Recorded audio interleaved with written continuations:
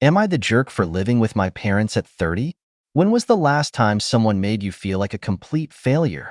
For me, it happened at a party, and yes, it changed everything. I'm 30, living with my parents, and I thought I was fine with it, until that night. A month ago, my older brother John threw a party for his 35th birthday. John is a successful IT professional who in the last 5 years worked his way up to CTO at his company. He has a beautiful suburban home, a new car, a wife, and a daughter.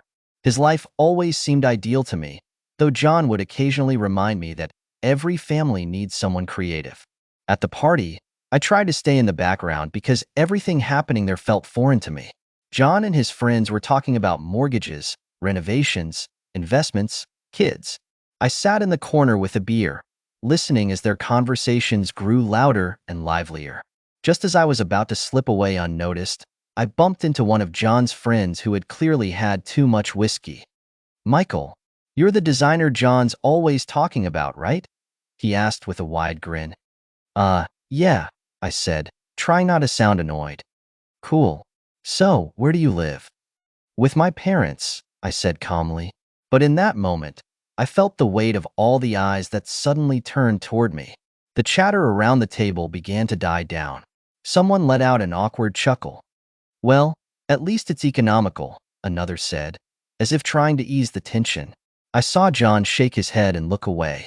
His reaction stung more than the comments. Was that pity, judgment, or disappointment in his expression? Those seconds of silence felt like an eternity. My face burned and I quickly mumbled an excuse and left. Still reeling from the strange encounter, I slipped out of John's house and headed for my car. On the drive home, I couldn't stop replaying the moment in my head. What exactly had hit me so hard? I had never thought living with my parents was a problem.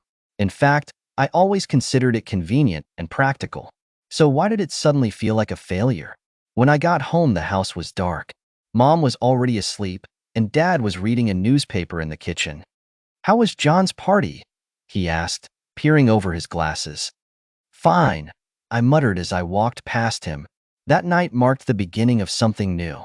For the first time, I asked myself, why am I still here? What's keeping me?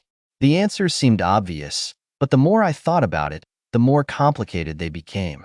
After the party, the thought of still living with my parents relentlessly followed me, and I began to see my life from a different angle. What once felt convenient now started to annoy me, like how my mom would ask every morning what I wanted for breakfast, or how my dad would pop into my room to check if everything was okay with work. And while these moments were caring, they now made me feel like a helpless child being held by the hand. The next day, I tried diving into work, but I couldn't focus, as every client message irritated me, and even routine tasks felt draining. So after lunch, I decided to go for a walk in a small park near my house that had always helped me clear my head, but not this time, as instead of relaxing, my mind replayed that moment at the party. With my parents, the words echoed in my head, and I wondered if it was really that strange. I came home at dusk, where Mom was bustling in the kitchen, cooking something aromatic, and for a moment, I froze in the doorway, watching her, as she looked tired but content in her own way, and I thought, maybe I was wrong, and staying here was okay. "Michael, are you hungry?" she asked without turning around, and I replied, "No, Mom," heading up to my room. But that night I couldn't sleep, and by morning I realized I needed to talk to someone who could help me make sense of my feelings.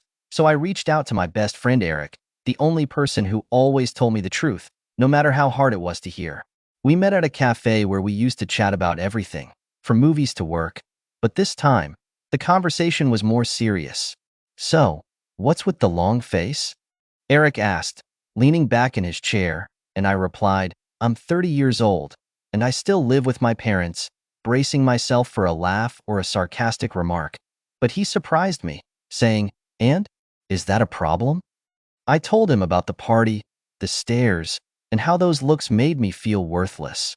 "Listen, Michael," Eric said, sipping his coffee, "that's all in your head, and people can think whatever they want, but their opinions don't matter, as you need to ask yourself, are you happy with your life?" "I don't know," I admitted honestly. "I used to think I was, but now it feels like I'm just scared to change anything." And Eric thought for a moment before saying, "If you feel stuck, then it's time to move forward, but not for anyone else. do it for yourself?" His words stuck with me, and when I got home, I opened my laptop and started browsing apartment listings, at first just scrolling through the options without stopping. But then I began clicking on ads and studying the photos, which ranged from tiny rooms with peeling paint to decent studios with acceptable furniture. I hesitated, thinking maybe it's too soon. But then I closed my eyes and imagined what it would be like to live alone, with no constant care from my parents, no mom's cooking, and no familiar sounds of home, which was terrifying but also exciting. So the next day I scheduled a meeting with the landlord for one of the apartments, knowing it was a step into the unknown. But something inside me said, it's time. The next day, holding the printed address of the apartment, I felt a strange mix of excitement and dread, knowing this was a step into the unknown. And even though I was scared, there was no turning back. Mom noticed the paper on the table as I was about to leave. "Michael, what's this?" she asked, carefully looking into my eyes. "Just looking at apartments, thinking maybe it's time to try living on my own," I replied, trying to sound confident. Her expression shifted to something between confusion and worry. "You know there's always a place for you here, right? Why leave?" "Mom, I'm an adult. I need to try this on my own. It doesn't mean anything. I'll still visit." She nodded, but I could see it didn't comfort her, while Dad, as usual, stayed quiet and simply nodded goodbye as I left. When I reached the apartment, the landlord greeted me, a tall, grumpy man in his 50s with tired eyes, giving me a quick tour and tossing short phrases. "Kitchens here, bathrooms there." The apartment was much worse than I had imagined. What looked clean and bright in photos was actually peeling wallpaper, creaky floors, and a bathroom that reeked of mold. I tried not to show my disappointment. "So, what do you think?" the man asked, glancing back at me. "Yeah, I think it'll do," I said, even though everything inside me screamed, "Run!" I signed the lease and paid the first month's rent, a moment I had imagined for so long, yet it didn't feel liberating. It felt like a massive mistake. On moving day, my parents helped me pack, with Mom somberly wrapping my favorite dishes and Dad silently hauling boxes, and just as I was about to leave, Mom handed me a jar of homemade jam. "In case you want something nice," she said, trying to hold back tears. That first night alone in the new apartment, the silence was deafening.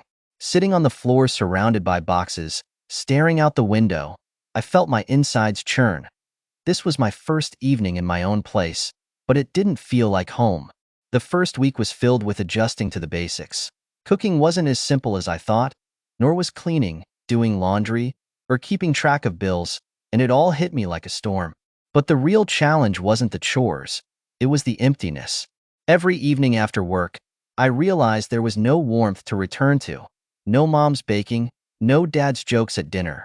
Just me and my thoughts. A month in, work troubles began. One major client abruptly ended our contract, cutting my income, and I panicked scrambling for new clients, but only finding low-paying, tedious jobs. The bills kept piling up, and I sank deeper into despair. One evening, staring at yet another rejection email, I couldn't take it anymore. So I grabbed my phone and called my mom. "Mom, can I come back home?" There was silence on the line. Then her voice, full of relief, said, "Of course, Michael. We've been waiting for you." When I came back home, I was welcomed like a hero. Mom practically threw herself into a hug, trying to play it cool so she wouldn't seem too excited, while Dad smiled, patted me on the shoulder, and asked, "So, how's the adult world?" "Tough," I admitted honestly, and we unloaded the boxes together. My old room was exactly as I had left it, even the books on the shelf standing in the same order as the day I moved out, which was both comforting and bittersweet. I had returned to the very place I was so eager to leave. That first night, I slept like a rock. My parents' home once again became a refuge where I didn't have to think about bills or daily struggles. But waking up in my old bed the next morning felt different. I no longer felt like I fully belonged here.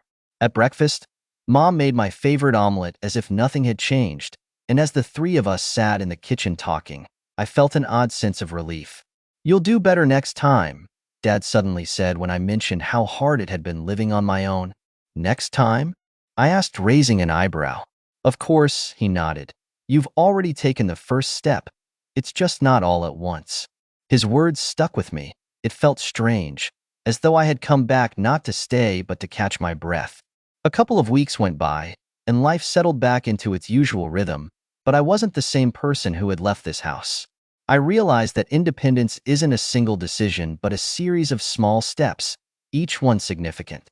I started working again, landing a few good projects that pulled me out of my financial hole, and though Mom was happy I was back, her occasional looks said more than words. She knew this wouldn't last forever. And you know what? I was grateful. Grateful to have a place to come back to, a chance to try, and the opportunity to get back on my feet after failing. Am I a loser for living with my parents at 30? Maybe, but I know it was part of the journey, and I'll try again. What about you?